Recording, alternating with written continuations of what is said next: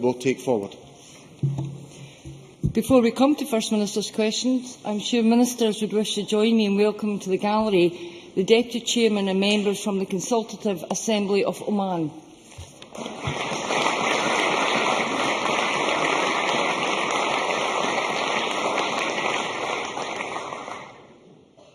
Question number 1, Joanne Lamont. Thank you, Presiding Officer. To ask the First Minister what engagements he has planned for the rest of the day. First Minister. Well, I'm sure the whole Chamber will want to join me in sending our warmest congratulations to Pope Francis on his election, the first ever Pope from Latin America. His election will be a great encouragement to our Catholic community, who are such an important and highly valued part of the fabric of Scotland.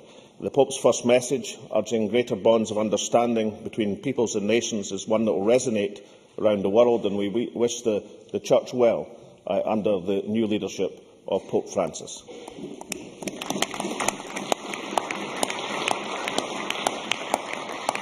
Later today, I'll have meetings to take forward the Government's programme for Scotland.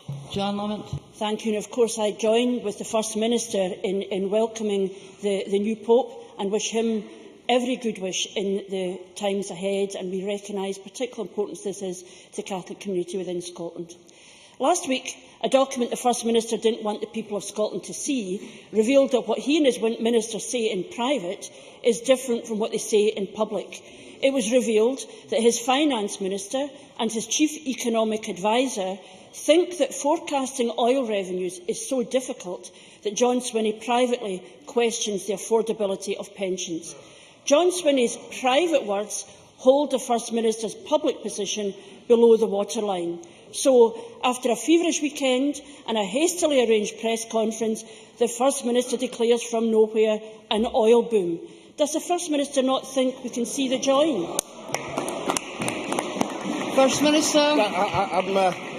I'm glad that Joanne Lamont thinks that the powers of the Scottish Government are such to present the detailed oil and gas outlook bulletin in the course of a weekend.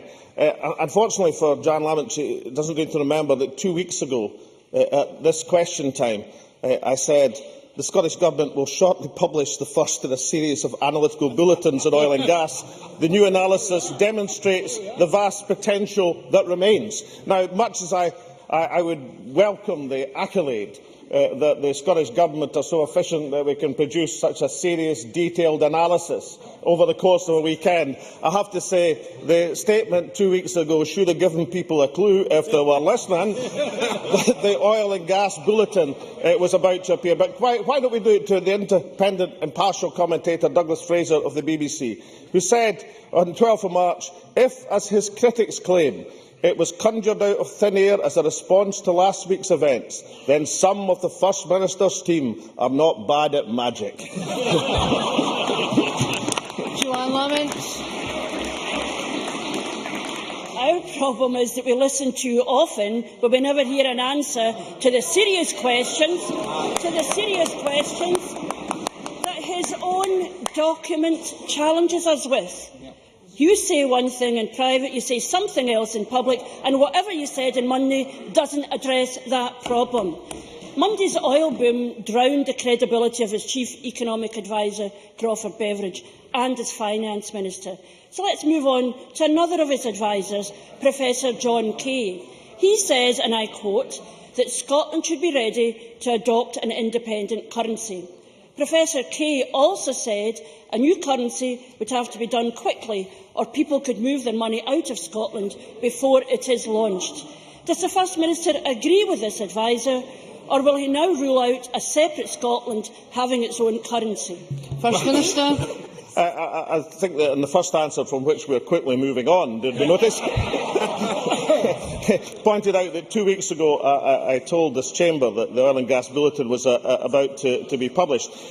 And in the second question, I have to concede that Joanne Lamont doesn't seem to have read the report of the Fiscal Commission assembled and over the course of a year with 2 Nobel laureates on the Fiscal Commission that explained exactly what the best policy for Scotland was in terms of the currency and our sterling area. That's what was published, I think, 4 or 5 weeks ago. So I've got to conclude that not only does Joanne Lamont not listen to what I say in First Minister's questions, that she doesn't bother to read the report of the Fiscal Commission, which is exactly why we commissioned that serious piece of work. So that puts forward the government's policy, does so in a serious and comprehensive way.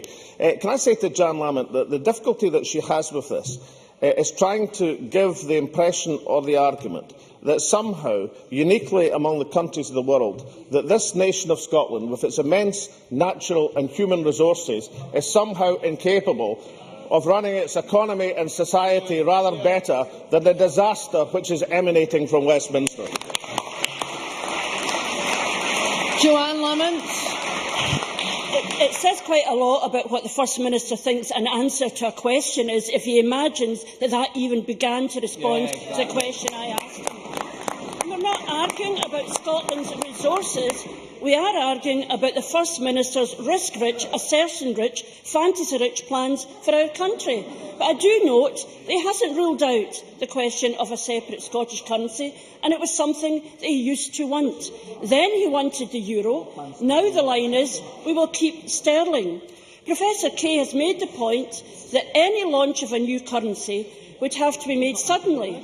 Otherwise, wealth may flow out of Scotland before it is launched.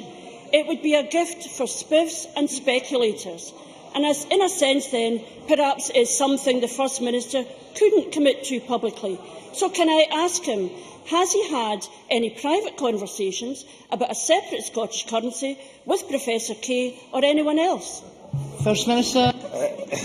I have had conversations with a range of people, including the Fiscal Commission, who come up with what they believe is the best policy for Scotland, which is the policy of this government and has been for some considerable time. Now, Joanne Lamont says that we have changed our policy over the years. Yes, I can remember someone called, what was his name again? He was Shadow Secretary of State for Scotland, Alistair Darling, in the comments, telling people that not joining the euro would impose extraordinary costs on the economy. I can remember Tony Blair saying it was time to join the euro. I can even remember Kenneth Clarke arguing forward to the euro. I can remember all of these things. And therefore, I think Joanne Lamont is on shaky ground, suggesting that she would look for policy consistency over 20 years from the Labour Party, which has not been evident. Therefore, the policy put forward by the Scottish Government of being part of a sterling area, which we've debated many times, consolidated and put forward by the Fiscal Commission with its 2 Nobel laureates, seems to me a great deal more examination and presentation than has ever been managed by the Labour Party or its unionist friends in Scotland. Joanne Lamont. Well, despite the touch of amateur dramatics about that, he still didn't answer the question. Now, and I have to say, we know that Alex-Salmond is known for his insults, but the problem is, this is worse, he is insulting the intelligence of the people of Scotland. So let me get this right. In private, the First Minister and his colleagues question whether there will be a state pension, and in public, he can't tell pensioners. Order. You obviously still haven't read the document that was leaked to the rest of us. In private, the First Minister and his colleagues question whether there will be a state pension, and in public, he can't tell pensioners. In public, he can't tell pensioners what currency it would be paid in if it exists. The First Minister asserts. Order.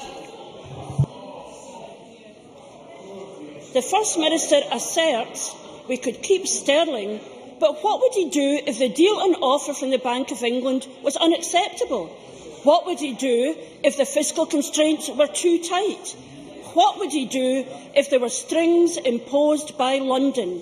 Would he go for a separate Scottish currency?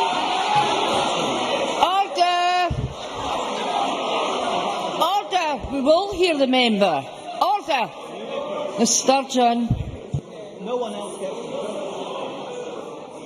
It is astonishing that being asked serious questions, asking serious questions creates the degree of derision amongst the backbenchers, because of course, we know that they are never allowed to ask any of these questions to their own front bench. Even if, in their heart of hearts, they know that their own front bench are incapable of answering them. So, would the First Minister go for a separate Scottish currency or then join the euro? His own advisers say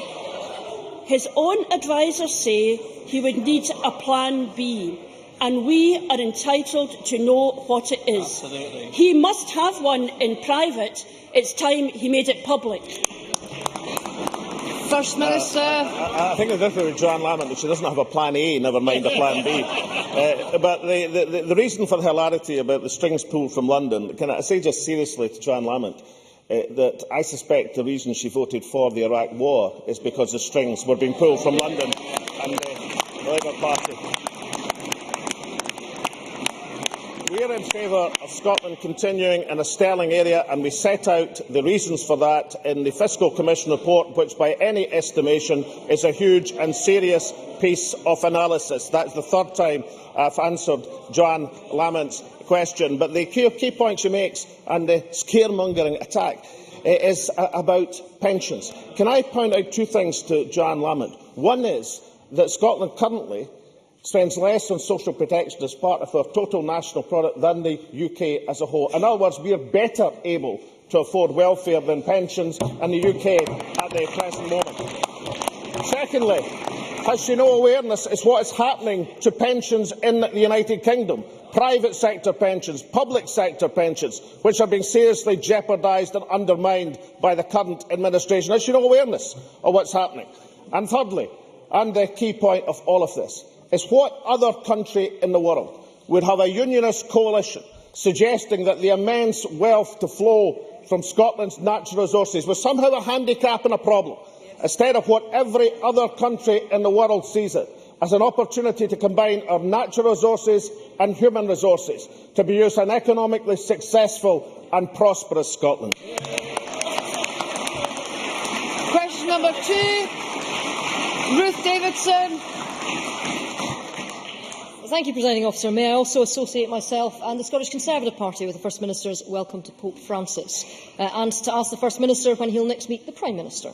First Minister. No plans in the near future. Ruth Davidson. Presiding Officer, last week we heard in the Swinney Leaks document that the Finance Secretary accepted the OBR projections that North Sea oil revenue would halve in 5 years. The First Minister's response, although he denies that he moved up or rushed out in any way, was a fantasy report, barely 6 pages long, asserting a new oil boom in Scotland. The smoke and mirrors of this report was compounded by taking an average of 4 cherry-picked examples and conveniently leaving the OBR's respected projection to one side.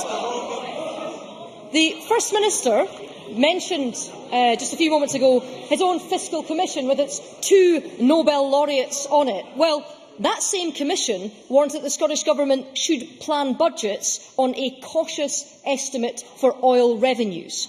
So can the First Minister tell us why, against his own experts' advice, against his own Finance Secretary's acknowledgement, he has ignored the, and I quote, unchallenged, independent, more cautious estimate?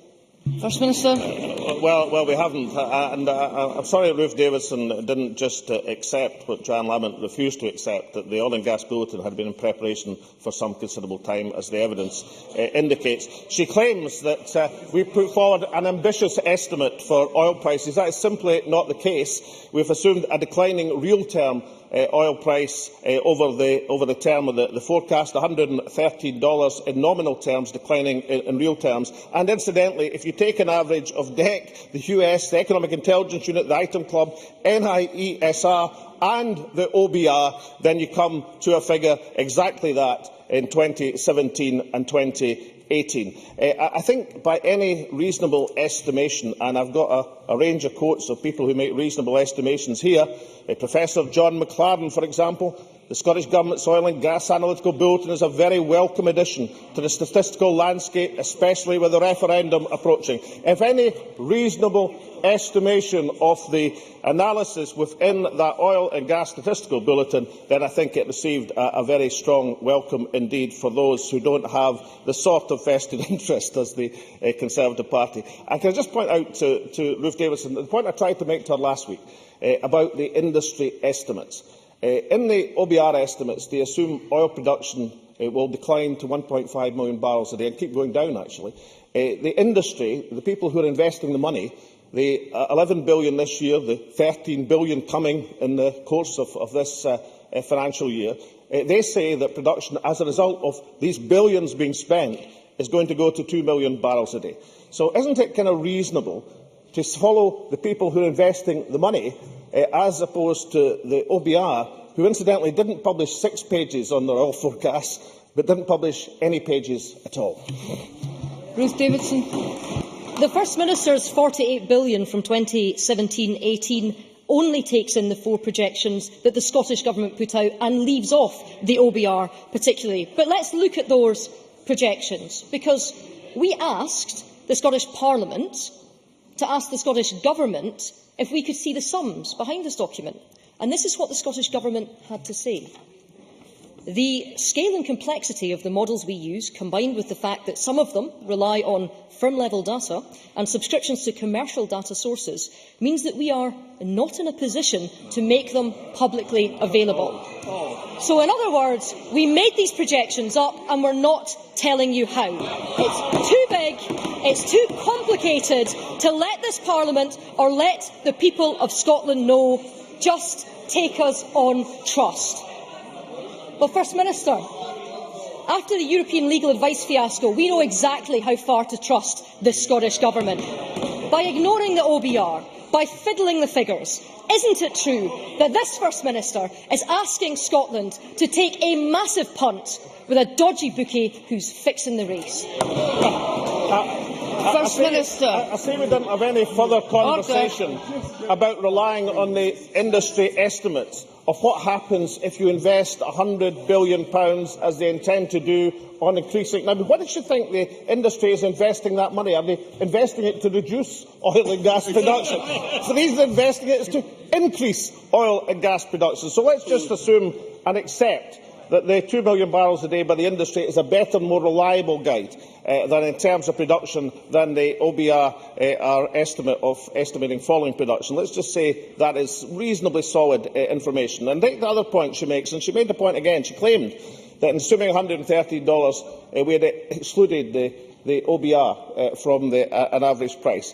The DEC average, which is another department of the UK Government, incidentally, DEC estimate by 2017-18 $133. That's the mid-term estimate. The US Economic Agency $112, the Economic Intelligence Unit, not known for forecasting high oil prices, $115, the NIESR $114, and the OBR $92. Now, the average of these estimates is $113. We did not exclude the OBR in terms of calculating an average, and no one seriously believes, assuming a declining real oil price over the next 5 to 6 years is somehow an ambitious and not a cautious estimate. I mean, if we take the OECD figures, for example, published just last week, they're talking about oil prices over $150. None of that was included in analysis because we were following the right line of assuming a reasonable production forecast and a cautious oil price forecast. But what we have to accept as opposed to the extraordinary remarks of Mr Rennie that I saw on television, suggesting that OBR has a good record in forecasting oil revenue. The OBR has an extraordinarily bad record.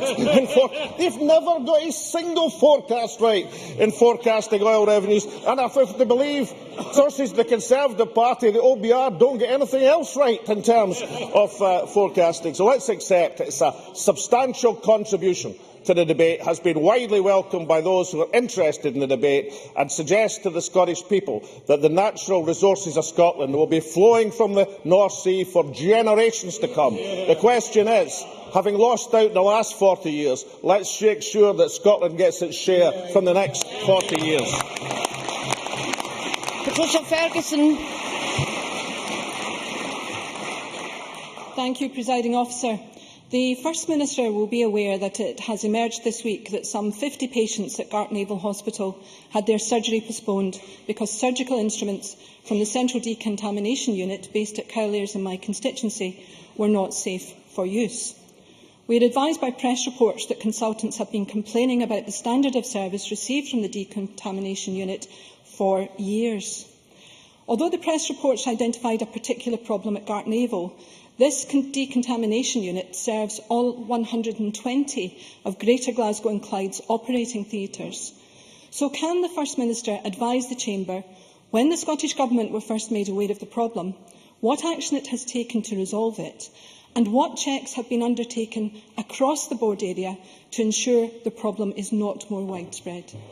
Can I thank Ferguson for her question, and I'll ask the Health Secretary Director about the exact detail. What I can tell her is that the information supplied by the Health Board shows that the particular issue was the breaking of the sealed packaging in terms of the equipment that was being delivered. And quite rightly and properly, the doctors concerned did not proceed with operations under these conditions. That is incidentally part of the patient safety guarantee within the health service in Scotland, which is now being so praised domestically and internationally. That is part of that charter of patient safety, that you don't proceed unless you're sure of the integrity of the equipment. I can also say that the patients concerned, the arrangements are being made to make sure they are all treated within the waiting time guarantee. And surely it's the right course when medical equipment is has not got assurance of being properly sterilised for operations not to take place. The patients do not suffer in terms of their entitlement to the patient guarantee. But I shall certainly, because of the seriousness with which we take this issue, make sure that the Health Secretary gives the member a comprehensive reply for her constituents. Question 3, Willie Rennie. Can I join the First Minister in congratulating the new Pope? In this turbulent world, Pope Francis has a heavy burden, and I think everybody in this chamber will wish him well in his endeavours. To ask the First Minister what issues will be discussed at the next meeting of the Cabinet. Issues of importance to the people of Scotland. The First Minister will have heard that the Prime Minister is proposing to act on press regulation next week. He has ended the cross-party talks and is tabling amendments on Monday. Does he agree with the Prime Minister when he said this morning there's no point in producing a system that the press won't take part in? And can the First Minister tell me how the Scottish Government intends to respond to the Prime Minister's developments? First Minister. Well, I saw the developments just before I came into the chamber, and I was disappointed because the indications we were having yesterday was that the all-party talks had a positive air to them. As Willie Rennie knows, we are engaged in all-party talks and discussions ourselves. We have a further meeting this afternoon with the press themselves, and I think we'll be able to take account of recent developments and try and find a joint way forward. I think it would be hugely to be welcomed if we could find a joint way forward in this Parliament, or even if we can find if not absolute agreement on everything, then a consensus on some of the main planks of what needs to be done. And I'll certainly pursue things in that spirit, and I know Willie Rennie will as well. Willie Rennie. Yes, he's right. We will work constructively. And I'm disappointed too by the Prime Minister's actions this morning. The First Minister's expert group is currently considering how Scotland should implement Leveson.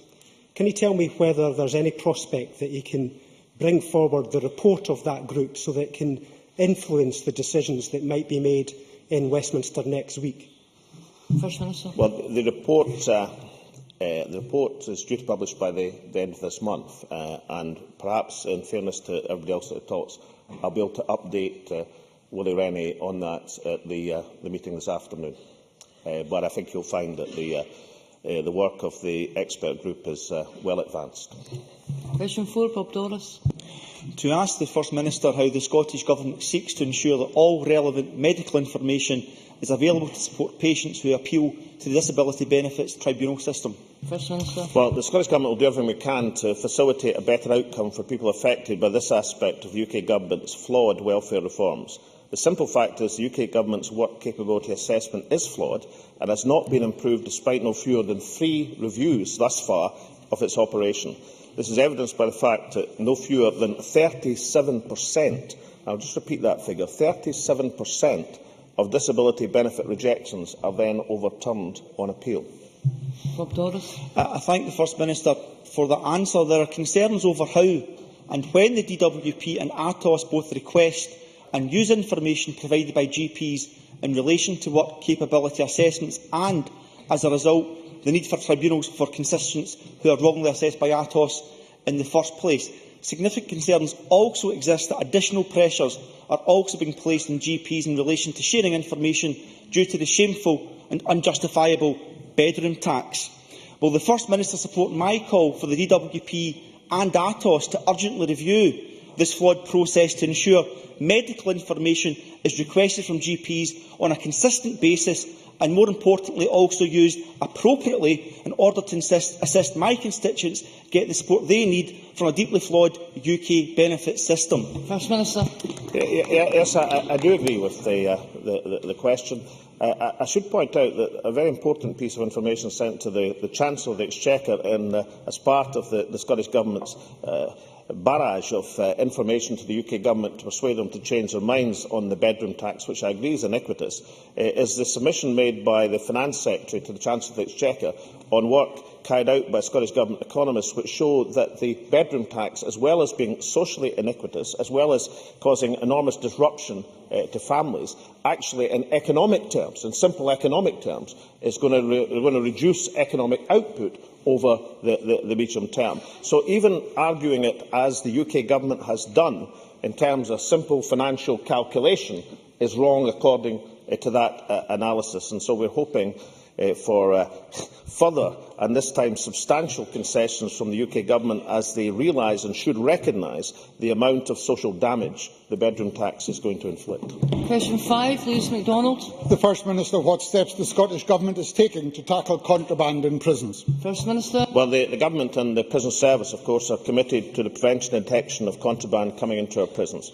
We have invested in body scanners for each prison. We've doubled the number of prison detection dogs in the last 12 months. We've rolled out the Prison Watch scheme, which helps in particular to combat drugs being thrown over prison walls. I'm pleased that as a result we've been able to intercept more drugs other than otherwise would have been destined for our prisons. Fines have increased by 14% since 2011-12. Together with the £120 million a year investment in building modern prisons, this means that levels of security are higher than ever, but this remains a serious problem.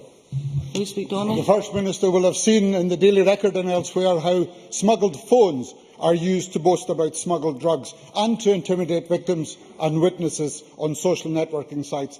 Does he agree with the prison officer who wrote to me the other day calling for phone blocking technology to be used in Scottish prisons?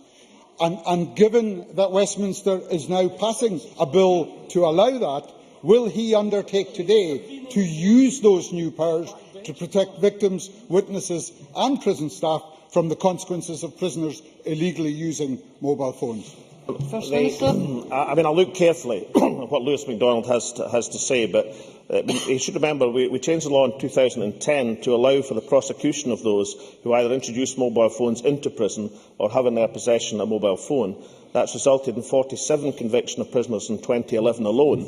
In 2012, there have been 110 convictions for the illegal possession of mobile phones in prisons. And I'll make these figures available to Lewis MacDonald because they indicate the stepping up of the attempt to drive drugs from the prison estate. I can also make available statistics which indicate that although the position is still serious, there is no doubt by the examination of prisoners when they leave prison that the methods and the measures that have been taken have resulted in a decline of what is a serious problem. But I think from these prosecution statistics, you can see that the 2010 changes in legislation are being rigorously enforced. The one aspect I didn't agree with in some of the press coverage is to look at the increase in drug fines as if they are a bad thing, that they are part of the problem. Actually, the increase in drug fines, of course, are directly related to the measures that I outlined. It's because of the increased security measures that we are finding more of these harmful substances in the prison estate. Question 6, Stuart Stevenson. To ask the First Minister what actions the Scottish Government will take to assist growth in the business sector. First Minister. Well, the Scottish Government is supporting and will continue to support business growth, innovation to the full extent of our current powers. Support for schools, colleges, universities and skills provides business with a skilled workforce and world-class research. A total of £564 million of relief has been awarded to Scottish businesses since the introduction of a small business bonus scheme, something which I believe has been a lifeline for many of our small businesses across Scotland. Stuart Stevenson. Has the First Minister noted the contrast between the growing optimism expressed through this week's Purchasing Managers Index and international sentiment which led to the downgrading of the UK's credit rating? And can he indicate what this and the recent JERS report may have to tell us about future prospects for Scotland now and after independence? First Minister. Well, I think we can confidently assume that the initials 3A will never be used by the Bitter Together campaign for some substantial time to come. Yes, the Purchase Managers Index is a helpful and welcome sign of economic recovery in Scotland, but let's be serious, there are still serious problems across the economy, and that's why it is so important that next week focuses the mind and attention of the Chancellor of the Exchequer in following the consistent advice not just from this Government but from the Welsh Administration and the Northern Irish Administration to bring the investment, particularly capital investment, that this economy so badly needs to bring us out of the present economic conditions. And now that one bit of the Tory Liberal coalition are, well, I was going to be nasty, but I won't. Some sinners repenteth, is what we have to say to the calls for increased capital investment have been made by members of the coalition. Just let's hope that they can carry their Tory members with them in terms of the budget next week, and let's look for serious investment to get out of economic recession.